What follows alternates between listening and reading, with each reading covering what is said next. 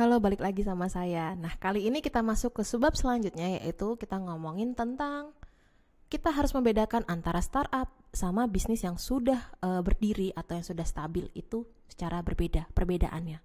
Kita harus nge-treatment dua bisnis tersebut berbeda. Nah, apa sih yang membedakan antara startup sama perusahaan atau bisnis yang memang sudah berdiri? Mungkin teman-teman, startup masih ada ini deh, masih awal, bisnis yang berdiri ini. Kurang lebih hampir sama, cuman akan kita kulik lagi mengenai kaitannya sama proyeksi ini apa.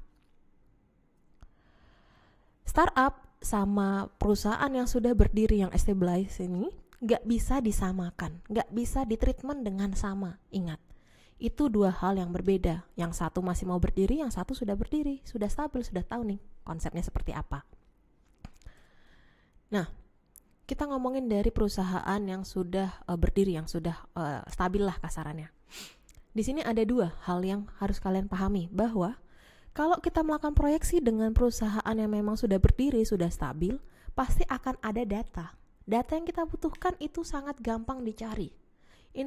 Informasi-informasi itu juga gampang sekali dicari ketika memang perusahaan tersebut sudah berdiri. Oke, misalnya gini, ketika kita membuat proyeksi kaitannya kita bikin forecast dulu nih. Forecast dari data masa lampau, penjualan masa lampau sudah ada. Terus kita mungkin mau ngelihat kaitannya sama keuangan masa lampau kita seperti apa. Mungkin dari segi piutang kita seperti apa, revenue kita seperti apa, itu ada datanya, data masa lampau. Semakin banyak data yang kita butuhkan, yang ada tersedia, maka akan makin mudah lagi kita membuat proyeksi. Nah, selain itu, ketika kita berbicara tentang bisnis yang memang sudah berdiri ini, yang sudah stabil, dari segi keuangan pun mereka juga sudah lebih stabil. Oke, karena kenapa? Mereka sudah berdiri nih, sudah punya pasar, sudah tahu produknya seperti apa, harga jualnya seperti apa.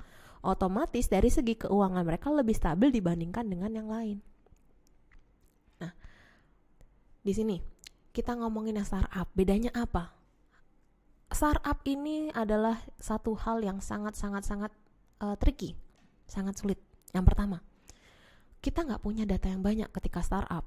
Lah kenapa? Startup itu bisa dikatakan baru mau mulai. Kamu baru mau, saya mau buat bisnis seperti ini. Mau pakai data apa yang dipakai? Data masa lampau, data penjualan masa lampau. Wong kalian belum jual kok, mau data apa? Makanya ketika ngomongin startup, itu nggak banyak data yang kepakai, gitu. Nah, yang kedua, dari segi forecastingnya juga, itu juga sangat sulit dilakukan yang namanya forecasting atau yang namanya peramalan. Karena apa? Datanya nggak ada. Dari segi keuangan pun nggak stabil. Kenapa? Karena bahkan mungkin penjualan belum mulai. Kalian belum mendapatkan pasar. Mungkin bulan pertama, kita dapat penjualan lumayan, revenue-nya tinggi, salesnya tinggi. Bulan kedua belum tentu, mereka masih belum stabil. Karena masih belum stabil ini, makanya sangat sulit sekali untuk melakukan forecasting. Itulah perbedaan yang paling mencolok antara bisnis yang memang sudah stabil sama startup. Dari bisnis yang sudah stabil itu datanya banyak, startup nggak punya data banyak. Bisnis yang sudah stabil lebih dari sisi keuangannya lebih gampang di forecasting karena lebih stabil. Sedangkan startup sangat sulit karena datanya masih naik turun, masih fluktuasi. Ketika kita berbicara tentang startup, bisnis startup itu baru mulai. Istilahnya kalau misalnya kita ngomongin balita ya, bayi gitu. Startup itu baru belajar tengkurap, nanti masih belajar berdiri gimana, belajar jalan gimana. Jadi antara setiap stepnya itu atau setiap bulannya itu memiliki banyak sekali opsi atau potensi-potensi yang mungkin tidak terpikirkan. Bisa aja di stage ini kita naik, tapi stage lain enggak. Itu sangat mungkin terjadi. Makanya startup ini benar-benar ketika mau melakukan forecasting atau proyeksi ini benar-benar harus kita baca baik-baik, pahami baik-baik. Kita harus tahu kondisi perusahaan seperti apa atau kondisi bisnis kita seperti apa, kondisi perekonomiannya seperti apa. Jadi ingat, bedakan antara startup sama bisnis yang memang sudah berdiri, sudah stabil gitu.